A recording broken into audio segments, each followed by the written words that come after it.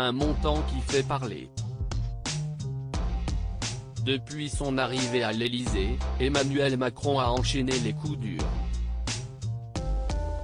S'il fait maintenant face à la pandémie de Covid-19, tout a débuté avec les grèves et les gilets jaunes.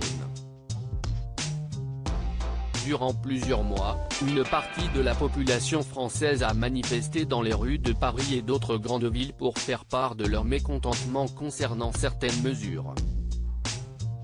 Ainsi, lorsqu'il a été annoncé que des travaux d'un montant de 1 million d'euros ont été réalisés à l'Élysée, une vive polémique a vu le jour. Le Monde a consacré une enquête à Brigitte Macron, dévoilée ce vendredi 12 novembre. Dans celle-ci, la première dame a pu rétablir certaines vérités. Tout était en pire. On voulait faire entrer la modernité, affirme-t-elle d'abord. De plus, les pièces en question rencontraient des problèmes. Il y avait des soucis d'infiltration et les tapisseries sentaient le tabac, a-t-elle conclu. Des lieux qui restent intacts.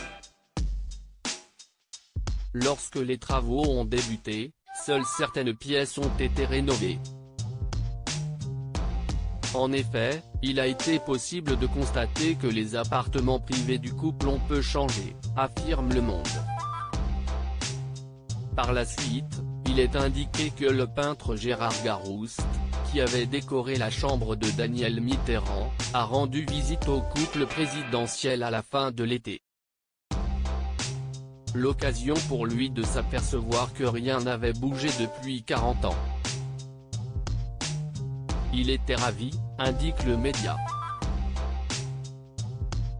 Si ces rénovations ont été jugées nécessaires, elles n'ont toutefois pas fait l'unanimité puisque des familiers du palais ont estimé que la salle des fêtes avait perdu de son cachet et de son mystère. Des décisionaux qui ont alimenté la colère des gilets jaunes, mais qui, comme le rappelle le journal, ont été qualifiés de travaux indispensables par la Cour des comptes, peut-on lire. Brigitte Macron, que pense-t-elle de sa différence d'âge avec Emmanuel Macron? Emmanuel Macron et son épouse sont constamment au centre de l'attention. Tous deux font beaucoup parler d'eux, notamment à cause de leur relation. En effet, le couple présidentiel a 24 ans d'écart et même s'ils semblent très heureux, ils sont très critiqués. Les Français auraient sans doute préféré une première dame plus jeune, avoue-t-elle d'abord avant d'ajouter « Je sais, on est un couple atypique, on a 24 ans d'écart ». Si la première dame affirme comprendre que ça puisse étonner, elle confie toutefois ne pas comprendre l'agressivité, conclut-elle. Loading VJ.